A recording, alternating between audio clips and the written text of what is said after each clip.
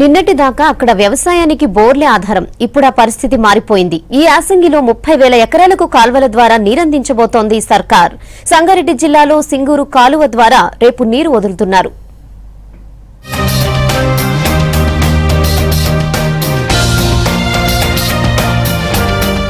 పక్కనుండే మంజీరా నది ప్రవహిస్తున్న పంటలకు నీరందని పరిస్థితి వారిది. వీరికి సింగూరు నుంచి కాల్వల ద్వారా నీరందించాలని దశాబ్దం కిందటే ప్రభుత్వం భావించింది.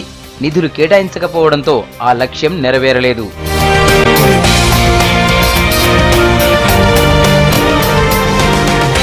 కొత్త ప్రభుత్వం రాగానే కాల్వల పని పట్టింది. ఈ యాసంగిలో 30,000 ఎకరాలకు నీరందించనుంది. సింగూరు ఎడమ కుడి కాలువల ద్వారా 40,000 ఎకరాలకు నీరందిస్తారు. ఎడమ కెనాల్ నుండి నీటిని విడుదల చేయనున్నారు మంత్రి హరీష్ రావు. ఎడమ కాలువ పొడవు 24 కిలోమీటర్లు.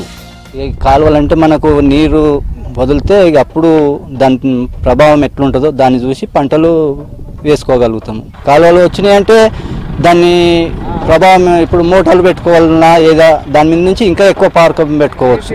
ఈ కాలువలు వదిలితే అవి నీళ్లు ఏ విధంగా వస్తాయి అనేది దాని మీద నుంచి ఆధారంతో పంటలు పండించుకుంటాం. అట్లా సగం ఎండిపోయే, సగం ఉండే పాయే, బోరు పోసే పోయకపాయే, సగం ఎండే పోయింది వరి కూడా. కాలువలు అయితే మంచిగా పడతాయి పంటలు. కాలువ ఎంత మటుకు తీస్తారు, మళ్ళీ దాని నుంచి సన్న కాలువ ఎక్కడ పోతుంది, నర్సే కాలువ ఎందాక పోతుంది, దాని నుంచి బట్టి పార్కం ఉంటుంది.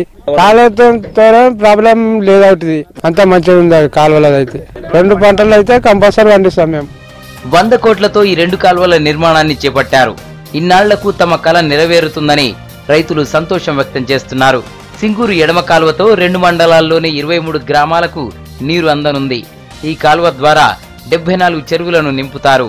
యాక్చువల్లీ ఈ ప్రాజెక్టు కింద 40,000 ఎకరాలు ఇవ్వాలి. ప్రస్తుతానికి 30,000 ఎకరాలకు అన్ని కాలువలు సన్నద్ధం చేయడం జరిగింది.